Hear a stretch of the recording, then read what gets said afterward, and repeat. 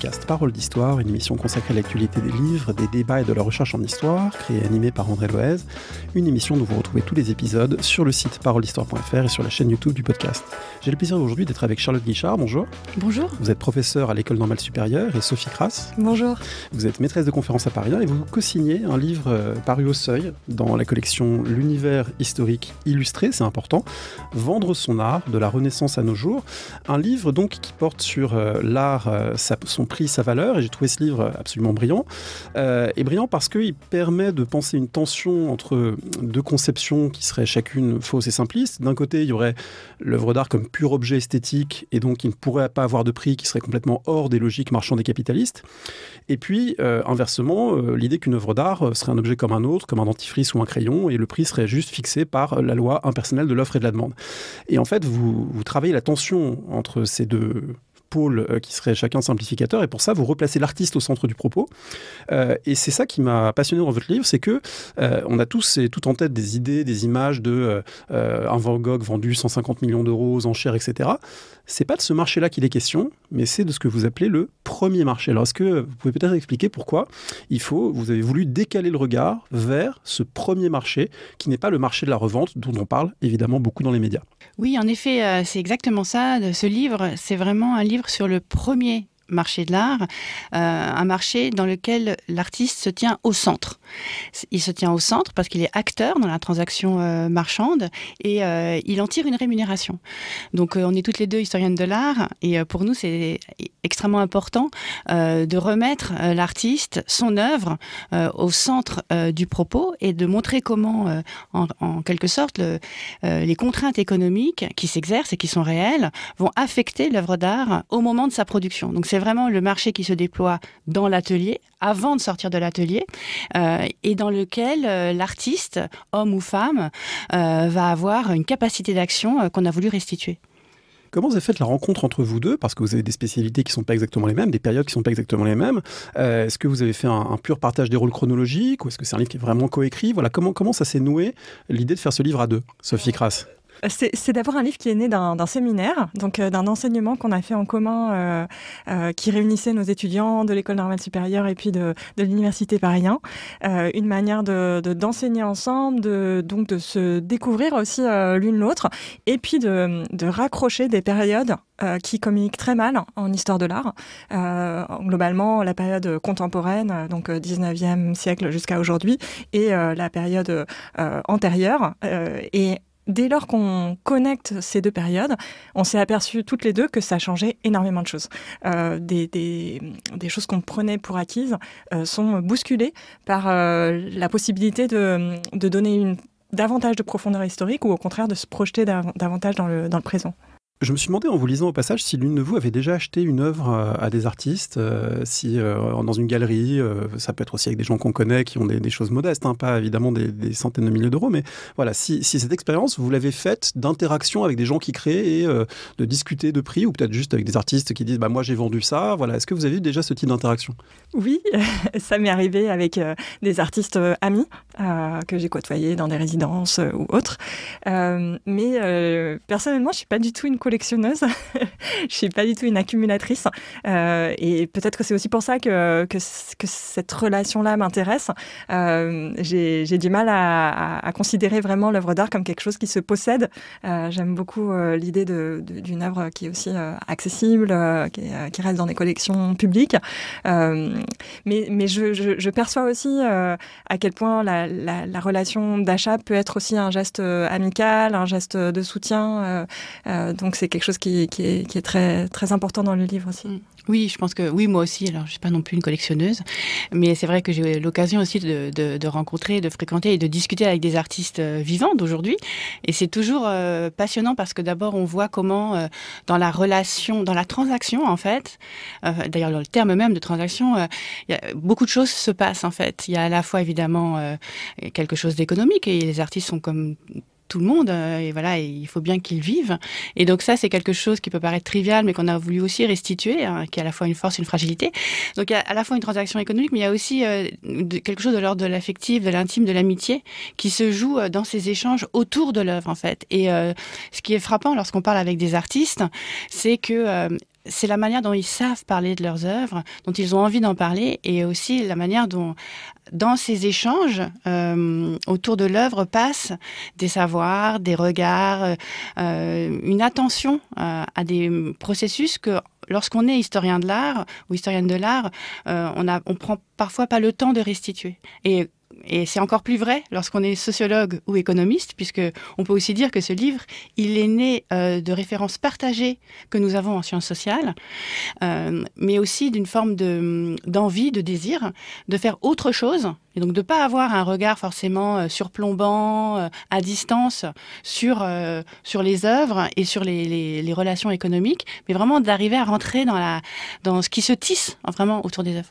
Oui, vous ne faites pas quelque chose qui serait le prix des tableaux de 1500 à 2010 avec des courbes. Voilà, on n'est pas du tout dans ce type d'approche. Vous allez prendre comme ça plusieurs moments, plusieurs séquences nouées ensemble dans le livre. Et du coup, ça mène peut-être à une question sur les sources, parce que pour travailler, très vite dans le livre, vous donnez la parole à des artistes. Vous faites parler Dürer, vous faites parler Artemisia Gentileschi, et vous les faites parler d'une manière un peu différente. Ce ne sont pas les idéalisations, soit autobiographiques, soit faites par d'autres qui disent c'est un tellement grand artiste que le prix ne compte pas pour lui. Mais au contraire, on entre dans le détail des correspondances, des comptabilités, des gens qui disent bah voilà, tel tableau, il m'a demandé tant de temps, je l'ai vendu 200 ducats, 200 florins. Donc vous êtes allé chercher des documents, je dirais des documents de la pratique, au fond. Oui, en fait, je peux commencer. C'est vrai que c'était l'envie qu'on avait à l'origine, vraiment c'est le point de départ, et c'est aussi un point de départ d'enseignante, c'est de donner la parole aux artistes, parce que ce sont des sources incroyables, les correspondances que vous évoquez, celle d'Albrecht Dürer, celle d'Artemisia Gentileschi, qui est aujourd'hui exposée à Paris, il faut aller voir l'exposition. Eh bien, ces correspondances, elles sont incroyables. On voit l'éloquence des artistes se déployer. On voit la manière dont ils négocient, au sens noble du terme, leurs œuvres, où on comprend comment dans l'œuvre elle-même s'expriment ces tensions. Pour prendre un exemple, celui d'Artemisia Gentileschi, puisqu'elle est à l'honneur en ce moment, et c'est très bien, on voit comment elle a pleinement conscience d'être une femme, que ce talent d'artiste femme vaut quelque chose dans l'Europe baroque de son temps. Elle arrive à faire valoir ce talent, elle arrive à montrer aussi comment voilà, les modèles féminins qu'elle mobilise beaucoup dans ses peintures, puisqu'elle peint des femmes fortes, puissantes, voilà. Eh bien, les modèles féminins ont un prix, donc le prix de l'œuvre va s'en ressentir. Et donc aussi, ce qu'on voit se dessiner, c'est la jeunesse de l'œuvre. Et c'est l'attention d'une artiste, voilà, à la fois à l'univers social qui l'entoure, mais aussi les histoires qu'elle a envie de raconter dans ses œuvres. Et si je peux compléter pour la période plus contemporaine, finalement, c'est aussi des sources qui vont prendre une nature un tout petit peu différente, plutôt des contrats, notamment des ententes avec des marchands, avec des collectionneurs. Mais là aussi, ce sont des sources qui se cachent dans des archives assez intimes, en fait, dans la correspondance, dans des carnets personnels dans lesquels les artistes notent leurs œuvres, le prix, les négociations auxquelles ce prix donne lieu. Donc c'est vrai que plonger dans l'univers économique, c'est vraiment aussi entrer dans l'intimité des artistes et dans des sources qui sont finalement très peu dissociables des sources de la création et de la jeunesse des œuvres, comme disait Charlotte à l'instant. Oui, parce que ce qui est fascinant dans les exemples que vous prenez, c'est de voir que pour pouvoir vendre une œuvre, il faut pouvoir justifier sa valeur à son interlocuteur. Les clients veulent acheter des tableaux ou des dessins, des sculptures, etc. Il faut pouvoir justifier la valeur. Et en fait, il y a plusieurs manières de justifier. Il y a des justifications, on pourrait dire objectives, en disant ça m'a pris tant de temps, le marbre a coûté tant, les pigments coûtent cher, etc. Mais puisque c'est une œuvre d'art, il y a aussi quelque chose d'ineffable. Et du coup, c'est là que se joue à la fois la négociation, que se joue aussi la valorisation des artistes par eux-mêmes qui disent bah voilà, j'ai utilisé tant de pigments, etc. Mais il y a ma plume, il y a mon talent, il y a mon pinceau, et ça, voilà la valeur que ça a. Donc, se joue à la fois de l'objectif du subjectif dans ce type de texte et dans ce type de transaction. Oui, là, de ce point de vue-là, peut-être que Rembrandt pourrait représenter une première rupture, sachant que les ruptures ne sont jamais totalement inaugurales. Hein, donc, je dirais que c'est un marqueur dans cette histoire de l'art.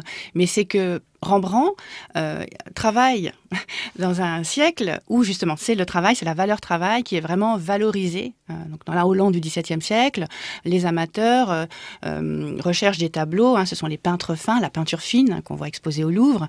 Voilà des tableaux de petite taille souvent, mais qui réclament un soin. Le terme est important. Du temps passé à peindre, des successions de couches, de glacis. Voilà, donc on rentre là dans la matérialité. Or Rembrandt, ce qu'il fait. Alors, on a très peu de sources là-dessus pour le coup, donc là, il faut un petit peu trouver d'autres biais pour aborder ce tournant.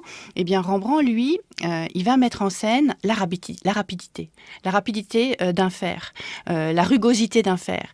Et en mettant en scène ce qu'on pourrait appeler donc un style nouveau, cette rapidité, indexée non pas au travail, mais voilà, à un geste, à une nature artistique, eh bien, Rembrandt, là, propose une autre manière de valoriser l'œuvre. Et c'est quelque chose qui va être complètement entendu par les impressionnistes au XIXe siècle. Donc voilà, donc des différents régimes de valeurs qui interviennent et qui sont ce qui nous a très intéressés. Et Sophie, tu pourras en parler. C'est cette manière d'inventer en fait des formes de valorisation des œuvres. Et pourtant, sans être totalement détaché de la matérialité et de l'objectivation, puisque même à l'époque des impressionnistes et après, vous le montrez, Sophie Crasse, dans des passages, voilà, on se doute que c'est vous qui êtes un peu derrière, où les galeristes contemporains continuent d'assigner des valeurs en fonction des formats, et que la question du format, de la dimension, ce qu'on appelle les points aussi, finalement, c'est vrai au XVIIe siècle, dans la Hollande du XVIIe siècle, où un tableau de telle taille aura tendanciellement telle valeur, c'est vrai dans une galerie parisienne des années 1930. Absolument, c'est une constante en fait qu'on a aussi mise à jour dans ce travail commun, c'est le fait que le prix de l'œuvre sur le premier marché, donc au moment de cette première vente, il n'est jamais ni totalement arbitraire ni totalement automatique. Mais en effet, on trouve toujours la présence de critères objectivés qui sont liés au temps de travail et qui peuvent s'exprimer de manière différente, soit à la Renaissance par, disons, le nombre de figures dans le tableau, le temps passé, soit à partir du 19e siècle, ça devient vraiment le critère dominant, les dimensions. Donc, d'abord de manière un peu approximative, il y a les petits, les moyens, les grands tableaux, et puis de manière de plus en plus précise, et notamment avec cette idée de prix au point, c'est-à-dire quasiment au centimètre carré de toile, pour dire les choses simplement, qui s'impose à partir de la fin du 19e siècle et dont les prix aujourd'hui en galerie sont toujours redevables. Donc c'est un mélange effectivement de choses très pragmatiques, vraiment, voilà, les dimensions de la toile, et d'une dose en effet, de négociation, d'évaluation beaucoup plus subjective.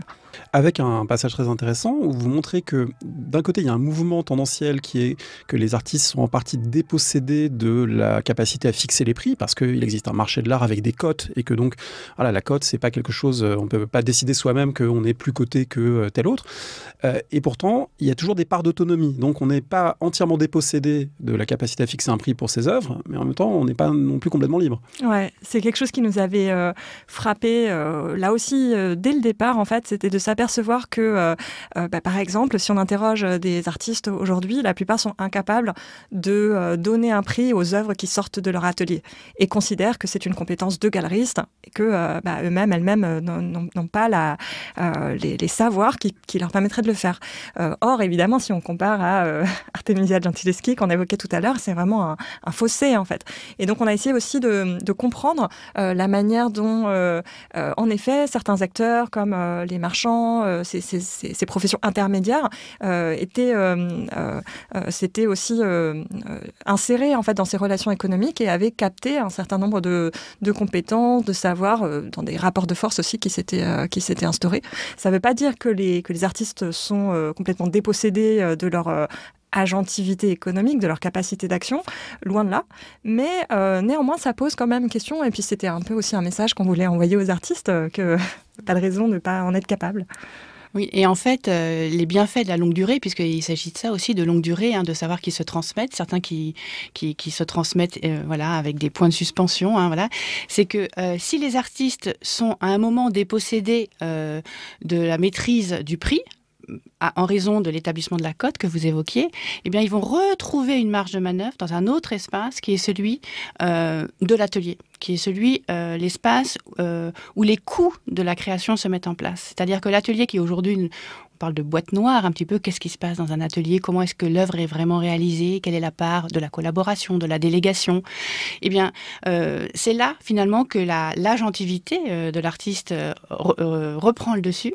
Et je dirais que la maîtrise du coût de la création, elle se fait dans l'atelier, et c'est peut-être dans l'atelier, dans ce partage du travail, que l'artiste, il ou elle, peut retrouver une forme de maîtrise sur le coût final de l'œuvre.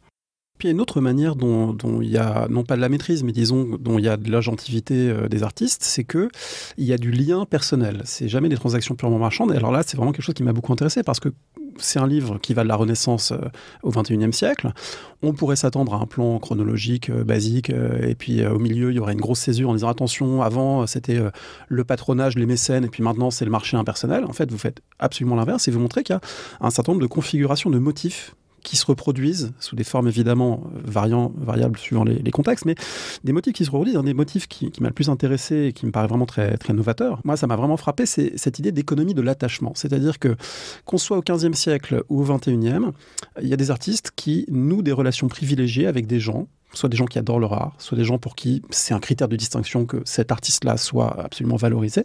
Et du coup, il y aura des transactions plus fréquentes avec eux et d'une certaine manière un peu sécurisées avec eux. C'est-à-dire que c'est des gens avec qui il y aura un compagnonnage pendant longtemps, il y aura des achats réguliers, parfois même une régularité qui est fixée, qui est inscrite dans des textes, et que finalement, qu'on soit au XVIe ou au XXe, on va trouver des choses comparables en termes de relations de confiance, pas seulement de marché, mais aussi de confiance autour des œuvres d'art. Oui, absolument. Une chose qui était importante pour nous, je dirais d'un point de vue presque de méthode, c'était de pas se prononcer sur les motivations, les intentions des acteurs, donc notamment de ces mécènes, soutiens, qu'est-ce qu'ils cherchent en achetant, en soutenant des artistes, mais de s'interroger plutôt sur ce que ça produit. Et en effet, cette économie de l'attachement, quels que soient les ressorts psychologiques, affectifs ou même économiques, financiers qui la motive, c'est une économie qui a un impact très fort sur la création et sur la capacité des artistes à s'imposer. Donc l'idée, c'était de comprendre comment des individus, quels qu'ils soient en fait, depuis les mécènes jusqu'aux marchands, galeristes et grands collectionneurs, ces acteurs vont mettre un certain capital, un certain réseau social, en appui des artistes élus, mais que cette élection, elle est aussi réciproque. Donc les artistes aussi ont un choix à faire, en fait, dans la décision qui est prise de s'attacher à d'autres acteurs. C'est une relation qui est très importante, en fait, historiquement, qui fait que les relations économiques dans le monde de l'art, elles sont en effet très rarement anonymes. C'est une relation qui se passe pas toujours parfaitement bien. Dans le livre, on prend l'exemple de Chéri Samba, qui se représente lui-même dans une œuvre qui s'appelle « Pourquoi ai-je signé un contrat ?» Avec l'accord de cou. Avec la corde au cou, les jambes entravées. On sent que là, le contrat est quelque chose qui est vécu comme au contraire, comme une entrave à sa créativité, comme quelque chose qui rejoue même pour lui des figures anciennes du travail forcé, en fait, et de l'esclavage. Donc c'est une relation qu'on ne veut pas présenter sous un jour idéalisé, mais qu'on veut pointer comme étant voilà, quelque chose de très important pour faire émerger des hiérarchies aussi dans ce monde de l'art. Charles Guichat. Oui, c'est vrai que ce chapitre sur les économies d'attachement, je pense qu'il est très important parce que, en fait, l'historiographie de l'histoire de l'art, elle est extrêmement captive de ces figures que vous avez citées, le mécène, l'amateur, le marchand, parfois le marchand amateur, le galeriste, etc. Et donc, elle induit une forme d'asymétrie entre d'un côté l'artiste et d'autres figures qui seraient ces intermédiaires très importants. Or, avec ce vocabulaire de l'attachement qu'on a puisé dans la sociologie pragmatique et qui est très important pour nous là dans le livre, on a voulu d'abord symétriser la relation. C'est-à-dire qu'à travers le vocabulaire de l'attachement, ce qu'on a, ce sont des choix, des élections réciproques, voilà, qui prennent place dans une carrière. Donc l'artiste choisit également, alors il est contraint, mais tout le monde est contraint, et les figures qui agissent avec lui ou avec elle, eh bien se succèdent, mais pas avec cette forme de dichotomie qu'on a souvent dans l'historiographie qui du coup enferme en fait les schémas interprétatifs. C'est-à-dire que le modèle de l'amateur au XVIIIe siècle va puiser quelque chose de ce qu'on appelle le mécène ou patron en anglais, donc cette capacité économique. Mais le vocabulaire de l'amitié qui va mobiliser au XVIIIe siècle, on le retrouve dans le vocabulaire mobilisé par les marchands et galeristes autour de 1900. Et donc ce vocabulaire de l'amitié, eh bien, il est récupéré, réutilisé dans l'univers des galeristes. Et ce qui met en scène, c'est voilà, ces attachements. Il ne faut jamais être dupe. Ce vocabulaire de l'amitié, il est aussi empreint de relations de pouvoir, de relations économiques. Mais ce qu'on peut dire, c'est qu'on a voulu restituer une forme d'agentivité, sinon de liberté dans ces relations-là. Cette agentivité, elle passe aussi par des formes d'inventivité. Et on voit des choses très originales dans le livre, des gens qui se sont dit, puisque le modèle est celui-ci, donc le modèle, je sais pas, du patronage ou de la galerie ou du contrat d'exclusivité, etc., inventons-en un autre qui nous donnera plus de liberté ou plus de sécurité, ça peut être ça aussi, avec des revenus plus réguliers. Je pense à un exemple que vous citez, page 218, l'exemple de Paul Gauguin qui écrit une lettre à un ami en 1896 en disant si on réunissait des gens qui se cotiseraient en gros pour acheter mes œuvres, avec un tirage au sort pour savoir qui aura le premier choix.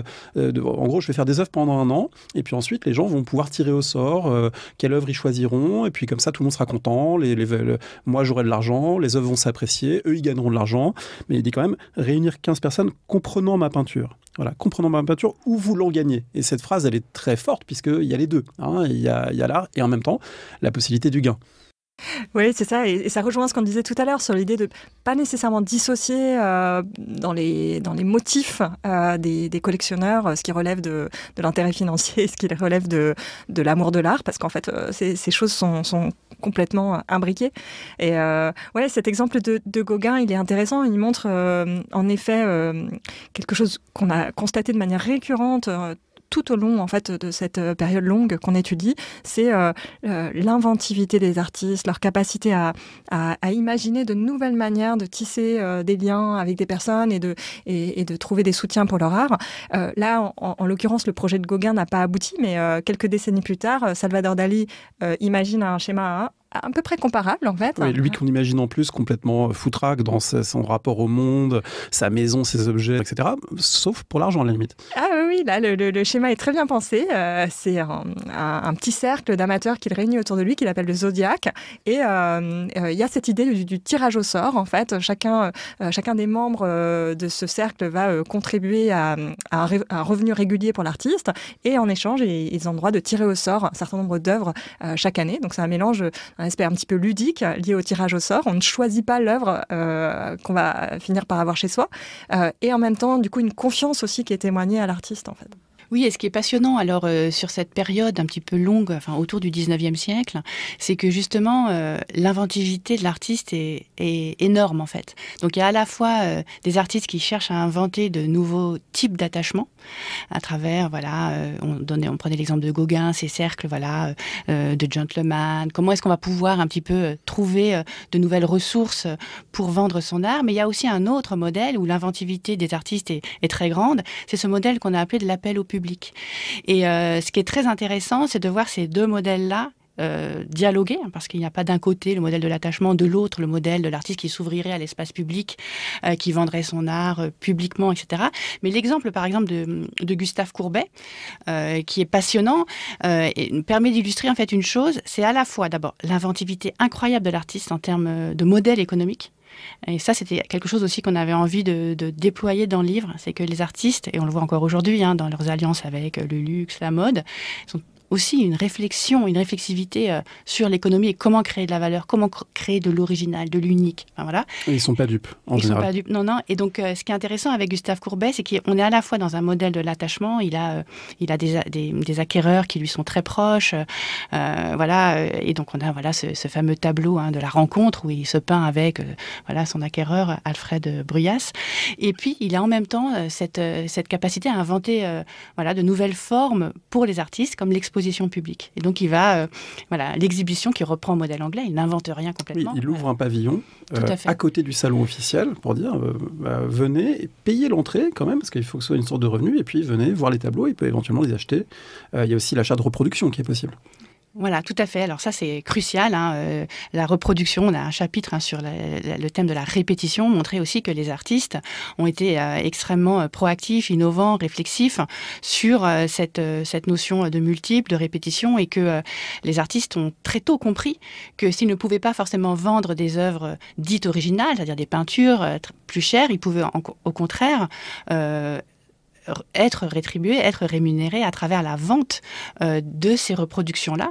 Et ça, c'est quelque chose qui apparaît dès le XVIIIe siècle, avec le développement de la gravure, et encore plus au XIXe siècle avec la photographie. Il faut savoir que la photographie va se développer d'abord comme médium à partir de la reproduction d'œuvres d'art, de tableaux en particulier. Et donc Gustave Courbet, lorsqu'il expose dans les années 50 ces tableaux, ce qu'il espère en réalité surtout, c'est vendre aussi les photographies qui sont tirées de ces œuvres exposées. Et là, je pense qu'on arrive à un nœud, en fait, entre des aspects d'innovation économique et des aspects d'innovation politique aussi. Parce que ce qu'on essaie de montrer dans le livre, c'est que donc il y a une imbrication entre cette économie de l'attachement, qui est quand même assez élitiste aussi, entre personnes qui se sont mutuellement choisies, élues, et l'appel au public qui est aussi, qui manifeste le désir chez les artistes d'ouvrir leur public, de l'ouvrir au maximum, et même de faire advenir de nouveaux publics pour leur art, dans un souci vraiment, on peut dire, de démocratisation, de l'espoir aussi que l'art puisse faire communauté, en fait, en quelque sorte. Et là, c'est vraiment indissociablement économique et politique. Alors c'est politique aussi parce que tout ça se fait dans des cadres légaux et avec des normes qui encadrent cette activité. Moi j'ai appris en vous lisant que en fait, les artistes n'ont pas du tout toujours été libres de vendre et qu'il y a même des choses très contraignantes qui pèsent là-dessus, qui ne sont pas les mêmes au XXe siècle avec des questions de fiscalité notamment, ou au XVIIIe avec des questions de privilèges. Mais globalement, les artistes doivent aussi composer avec un cadre juridique qui limite leur capacité d'action, Charlotte Guichard. Oui, alors en fait, il y a ce modèle très fort qui n'est pas véritablement juridique, mais qui prend sa source dans les usages et les coutumes, qui est ce modèle venu des académies, que l'artiste ne doit pas tenir boutique. Donc les artistes qui étaient membres des académies, donc les institutions les plus élitistes des mondes de l'art, ne pouvaient publiquement montrer qu'ils vendaient leur art. Ça ne leur empêchait pas de le faire. Et pourquoi ils ne pouvaient pas ? Parce que ça dérogeait au statut du créateur, en quelque sorte, idéal ? Tout à fait. Alors c'est là où c'est très compliqué, c'est qu'on croise une histoire, des représentations, une histoire intellectuelle. C'est-à-dire que l'histoire sociale, économique, l'histoire juridique aussi, va croiser cette histoire des représentations qui est si forte encore aujourd'hui dans l'histoire de l'art, qui fait que un artiste ne peut pas vendre. Parce qu'au moment même où au XVIIe, XVIIIe siècle, on essaye et on impose et on déploie l'idée que l'art, les arts visuels, peinture, sculpture, gravure, architecture, donc dans les académies, sont des arts nobles, eh bien, ils ne peuvent pas relever du métier, du travail. Et donc, cette histoire de représentation qu'on déploie un petit peu au XVIIe, au XVIIIe siècle, Nicolas Poussin qui va écrire au dos, qui va inscrire au revers de son tableau le prix de l'œuvre, c'est quelque chose c'est des pratiques qui existent, mais qu'on ne peut pas afficher. Cette histoire des représentations, elle est tellement forte qu'elle imprime sa marque aux pratiques des artistes, mais même aussi à la manière dont on fait cette histoire. Et nous, lorsqu'on a écrit ce livre, il fallait aussi nous mettre à distance de cette représentation très forte qui fait que on considère qu'un artiste ne doit pas vendre, que sinon il va déroger à son art. Est-ce qu'en faisant le livre, il y a des artistes qui vous ont surpris, des gens que vous n'attendiez pas, on va dire, dans une posture d'acteur économique aussi affirmée ? Alors, moi, je pense que vraiment un aspect de ce point de vue qui nous a enthousiasmés, c'était de de nous intéresser en particulier à des figures féminines de la création, qui sont, je dirais, doublement problématiques, en fait, du point de vue de l'économie de l'art. C'est-à-dire que d'un côté, ce sont des artistes qui ont souvent été quand même écartés des prix, des prix les plus élevés en vente aux enchères, du succès public, mais qui, d'un autre côté, étaient aussi souvent soupçonnés de leur temps d'être des artistes commerciales. Donc, il y a une sorte de double peine, un peu paradoxale, qu'à la fois, toutes les enquêtes montrent que, elles vendent moins cher que les hommes, mais d'un autre côté, elles sont soupçonnées d'être plus commerciales, plus susceptibles de tomber, en fait, dans une simple réponse aux attentes du public, etc. Donc, on a essayé d'enquêter un petit peu sur quelques figures de femmes qui nous ont énormément intéressés. Moi, je pense par exemple à Anna Hush, dont on analyse une œuvre. C'est une artiste qui... comme beaucoup, bien sûr, a une double pratique, une pratique d'avant-garde extrêmement pointue dans le cercle dadaïste berlinois, et en même temps une pratique d'art appliqué. En l'occurrence, elle dessine des motifs de broderie, en fait, pour des magazines féminins. Et dans son cas, on voit vraiment une articulation, en fait, très, très claire de sa pensée de l'économie de l'art, de la manière dont l'art d'avant-garde est indissociable des arts dits appliqués ou commerciaux, et que les uns forment la base économique de l'autre, et même enrichissent la créativité, en fait. Est-ce que l'origine sociale des artistes joue un rôle dans leur stratégie économique ? Il y a des gens qui sont de milieux très modestes, qui restent toute leur vie durant à la limite, on va dire, de la subsistance. Puis il y a des gens, au contraire, qui sont dans des familles d'artistes parfois très établies ou des héritiers. Est-ce que vous avez pu identifier des moments où ça joue un rôle ? Alors là, c'est vrai que ça joue un rôle, c'est important. On a beaucoup d'exemples. Alors, un exemple qu'on ne développe pas, mais Chardin, par exemple, au XVIIIe siècle, qui vient d'une famille d'artistes, de la corporation, il a un rapport très, très réflexif à l'économie de l'art. Il va, lorsque ses peintures se vendent à l'étranger, il en fait faire des gravures, parce qu'il veut qu'on en garde la mémoire et il veut pouvoir vendre ses gravures. Il les signe aussi, donc voilà, il a aussi une conscience très forte de la valeur de l'art. Ce qui est intéressant, c'est que finalement, à la fois ça joue parce que l'artiste rentier, c'est un modèle très important et très constitutif, mais même l'artiste rentier, lui aussi a, je dirais, un regard aigu sur la vente de son art. Je pensais à un artiste qu'on a rencontré et qui nous a étonnés quand même. Alors, c'est Eugène Delacroix, par exemple. Eugène Delacroix, c'est un artiste qu'on connaît encore assez mal, en réalité, moi, je pense. Et ce qui est très intéressant, c'est de voir à quel point l'historiographie a aussi construit cette figure de l'artiste romantique, de l'artiste au salon, complètement dans son art. Alors par ailleurs, c'est aussi un artiste qui vient d'une grande famille, qui peut aussi vivre de ses rentes, qui bénéficie de commandes de l'État, mais c'est aussi quelqu'un qui va faire des petits tableaux, qui va vouloir vendre pour en tirer un revenu. Donc il y a, je dirais que les choses se croisent, et si l'artiste rentier est plus sûr et plus de la carrière qu'il va pouvoir mettre en œuvre, il y a aussi toujours cette compétence qui s'exerce. Il y a une autre question que tout le livre travaille, à laquelle il est compliqué de répondre, mais que j'ai trouvé très intéressante, c'est qu'est-ce que la dimension marchande fait à la création ? Et est-ce que d'une certaine manière, ça va orienter et même façonner des styles ou des façons de faire ? C'est-à-dire est-ce qu'il y a des gens qui sont de grands portraitistes parce que le portrait était ce qui rapportait, ou parce que le portrait était ce qui se vendait le plus facilement. Voilà, dans quelle mesure, évidemment, il ne faut pas être dans un déterminisme absolu, mais dans quelle mesure les stratégies économiques ont pu façonner des façons de faire, des façons de travailler. C'est quelque chose qui effectivement est le nœud de la complexité du livre, en fait, et de sa démarche méthodologique. C'était de vraiment penser les contraintes économiques comme des contraintes créatives, donc qui, de fait, nourrissent la création et permettent aussi de la comprendre. Donc, on ne postule pas du tout qu'il y ait une sorte d'imperméabilité de la création à ces enjeux marchands, à ces horizons marchands, et en même temps, évidemment, de pas du tout tomber dans une forme de déterminisme.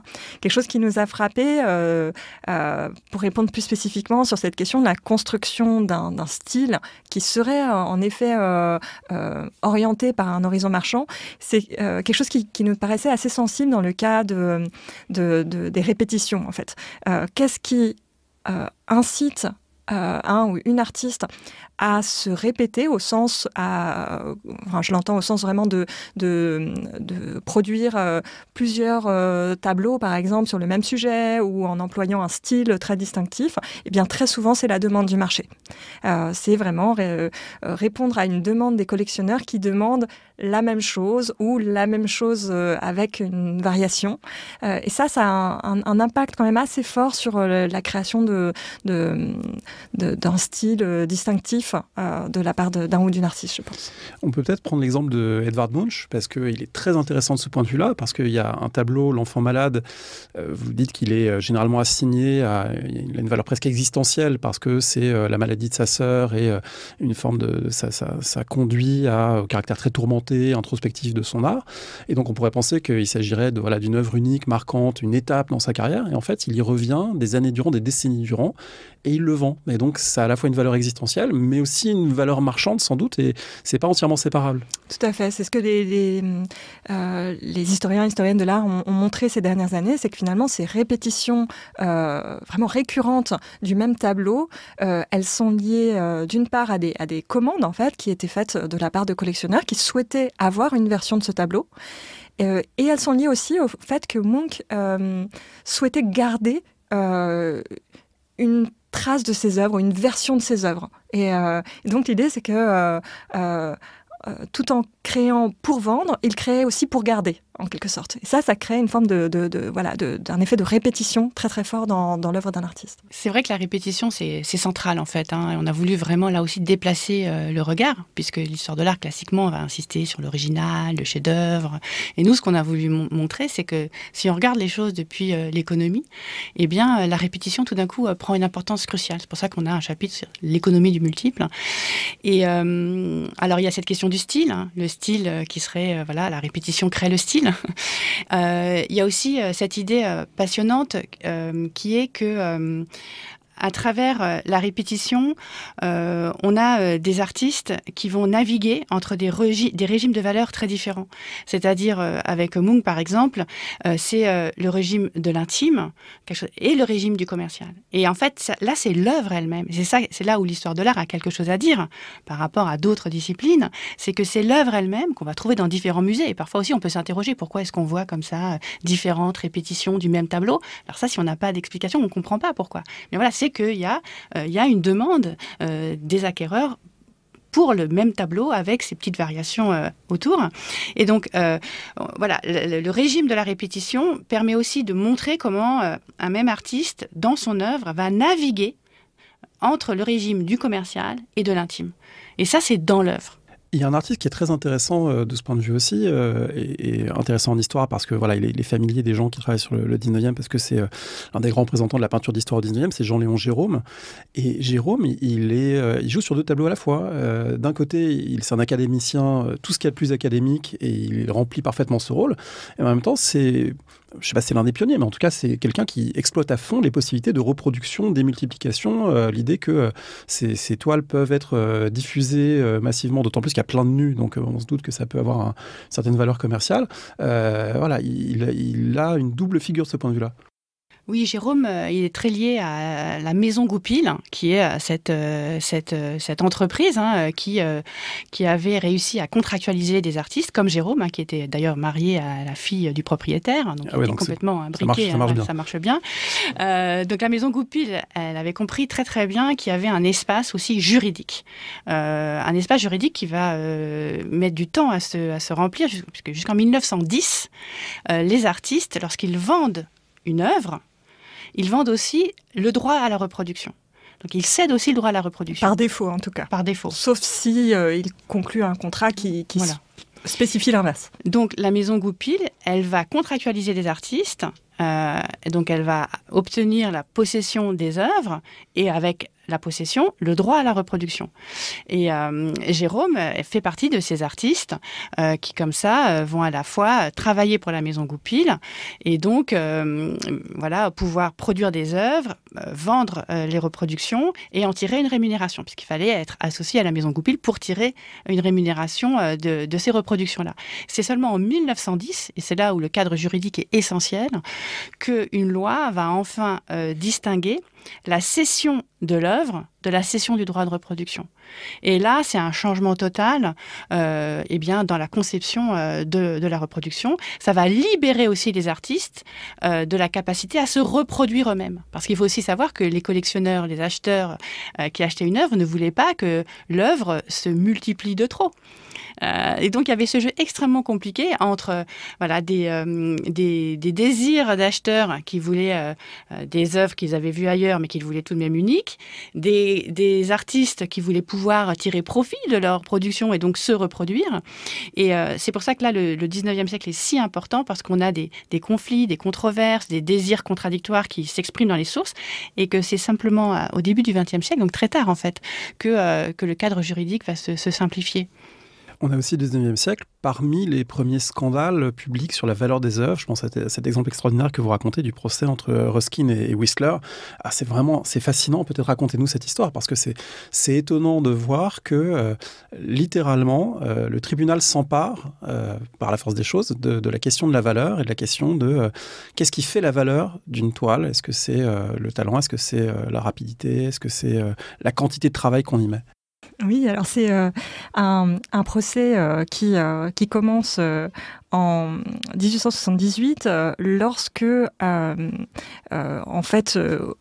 Whistler attaque le critique d'art et économiste d'ailleurs Ruskin qui est un personnage absolument gigantesque du second 19e siècle britannique. Ruskin, il est un peu méconnu aujourd'hui en France, mais voilà, c'est une figure absolument cruciale du monde de l'art et du savoir. Absolument, et puis c'est vraiment quelqu'un qui fait le lien entre, disons, la critique d'art, l'économie politique et l'histoire de l'art. Il participe vraiment à la fabrique de l'histoire de l'art, donc c'est un enjeu très important pour un artiste, évidemment, qui le côtoie. Et Whistler va attaquer Ruskin en diffamation, parce que Ruskin a écrit de lui que Whistler demandait 200 guinées pour jeter un pot de peinture à la tête du public. Donc l'enjeu, c'est autour d'une œuvre de Whistler qui s'appelle Nocturne in Black and Gold, qui est un paysage nocturne qui vraiment tend vers l'abstraction. Ouais, c'est splendide, c'est reproduit page 78 du livre, ça fait penser à Jackson Pollock, c'est absolument magnifique. Ouais. C'est une représentation du paysage assez extraordinaire, parce qu'elle laisse vraiment la place à l'expérimentation autour de l'éclaboussure, de la texture de la toile, des éclats colorés comme ça. Et pour Ruskin, c'est une insulte au public que de vendre une toile aussi chère. Et donc, tout le procès en diffamation va se cristalliser autour de cette question du prix du tableau, en fait. Quel est un prix juste pour un tableau comme celui-ci? Et il y a ce moment assez incroyable où en fait le procureur qui prend la parole, disons, au nom de la défense, au nom de Ruskin, qui lui demande mais finalement combien de temps avez-vous mis pour réaliser ce tableau? Et là Whistler dit environ 2 jours. Et on lui demande, mais c'est donc pour l'ouvrage de 2 jours que vous demandez 200 guinées?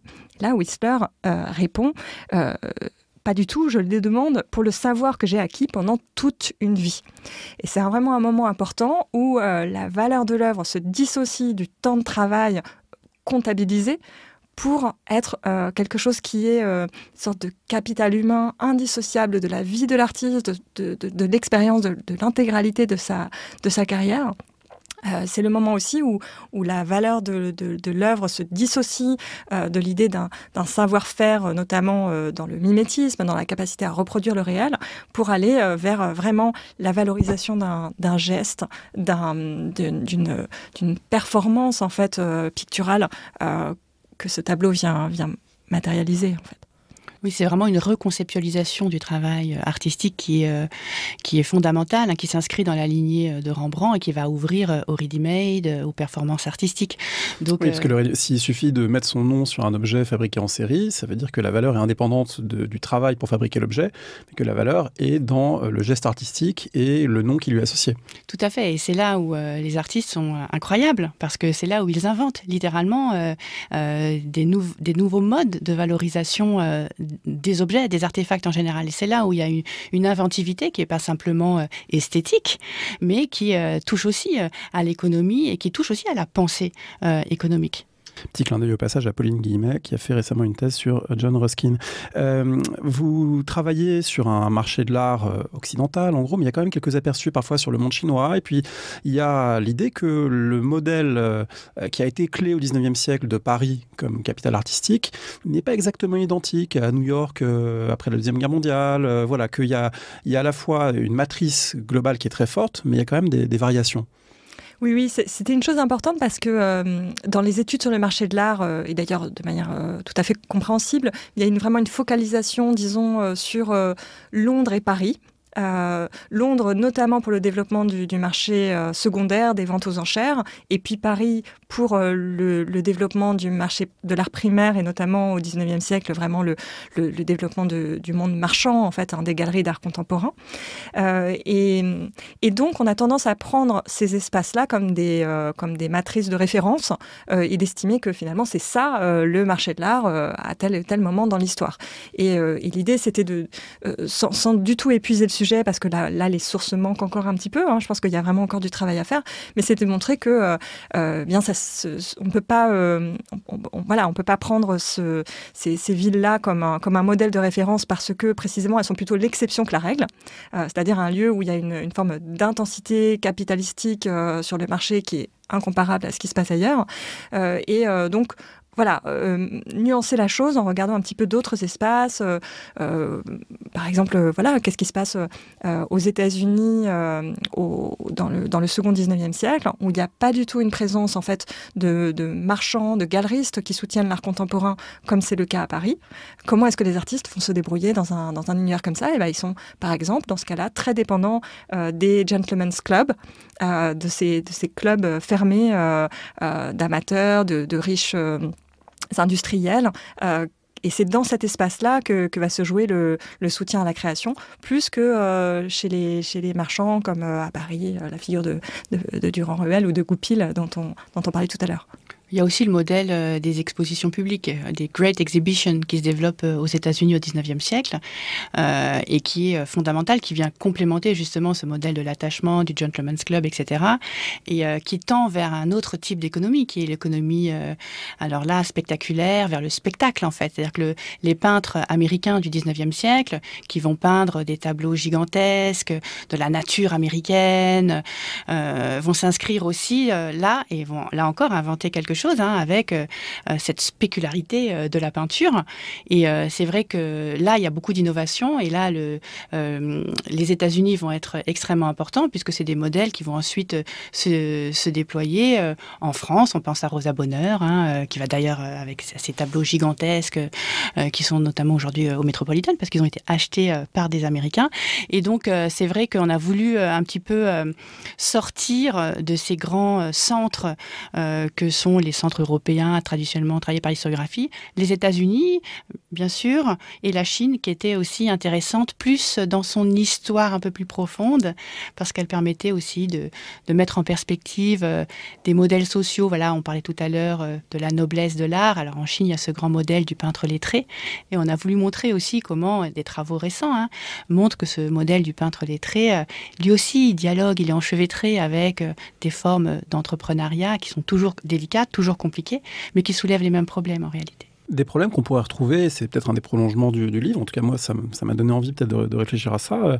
Dans d'autres sphères artistiques, on pense aux musiciens par exemple, parce qu'il y a des musiciens qui ont été des musiciens de cour, attachés à un protecteur, et puis ils se sont autonomisés progressivement, donc il y a sans doute des liens ou des correspondances qu'on pourrait imaginer avec d'autres champs. Oui, je pense que c'est tout à fait juste, et en même temps, ce qui est très important, c'est que la matérialité des œuvres, si je puis dire, a une importance cruciale sur leur possibilité de commercialisation et leur devenir économique.